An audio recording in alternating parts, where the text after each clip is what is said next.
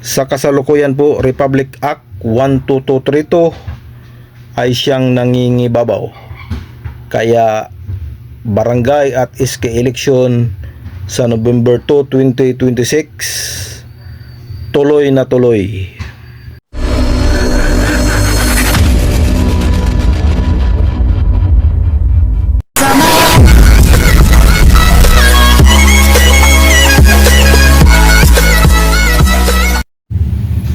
Hello, good morning, good morning. Isang mapagpalang araw na naman sa ating lahat mga kapobre.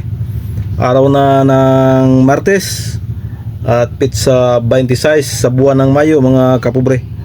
Panibagong araw, panibagong biyaya, panibagong bakasa, panibagong lakas, and of course panibagong vlog mga kapobre. For today's vlog, mayroon tayong sagutin na isang katanungan galing sa ating isang viewers. At nag-message po siya sa atin. Mayroon po siyang tanong. Actually, dalawa tong tanong niya. So ito po ang tanong niya. Basahin natin mga kapobre. At sagutin natin to. Cap John Official, gaano ka kasiguro na tuloy na ang November 2, 2026 BSKE?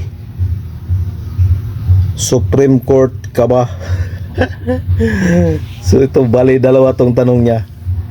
So unahin natin tong unang tanong, kung gaano tayo kasiguro na tuloy na ang barangay at SK election sa November 2, 2026. Batay po sa Republic Act 12232 na ipinasa ng Kongreso at Senado at pinirmahan ng Pangulo, at higit sa lahat pinagtibay ng Supreme Court na ito po ay constitutional.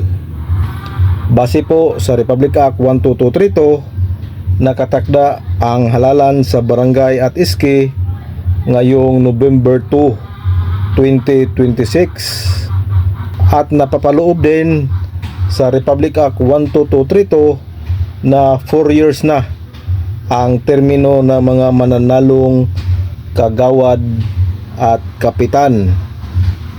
So yan po ang napapaloob sa Republic Act 12232. Kaya po nasabi natin na tuloy na po itong November 2 BSKE dahil po yan po ay existing law at wala pa pong batas hanggang ngayon na nagpapaliban sa barangay at SK election. Mayroon pong inihain sa Kongreso at sa Senado na postponement, pero hindi pa po napag-usapan mga kapobre.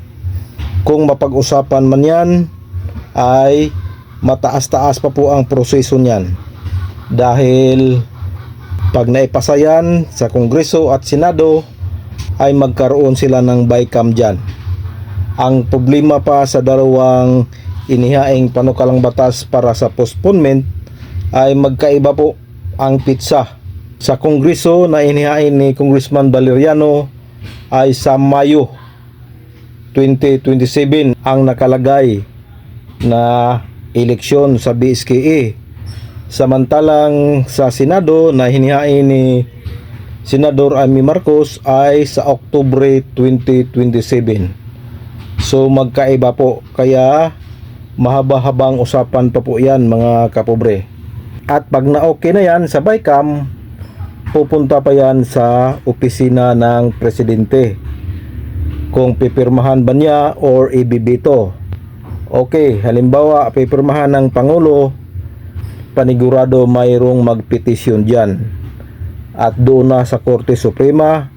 So Korte Suprema na ang decide kung constitutional o unconstitutional.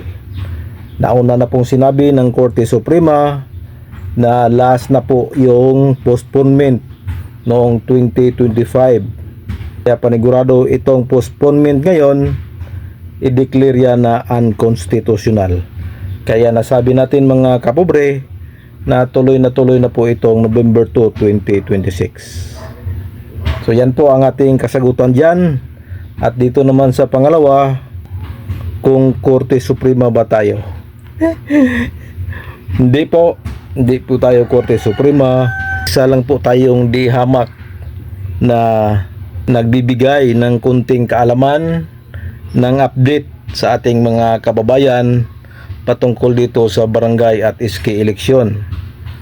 At tayo rin po ay gumagawa ng ating mga opinion base po sa desisyon ng COMELEC, base po sa desisyon ng Korte Suprema.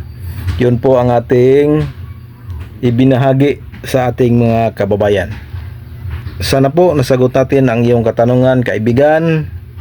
Maraming salamat sa iyong pagsubaybay palagi sa ating munting channel.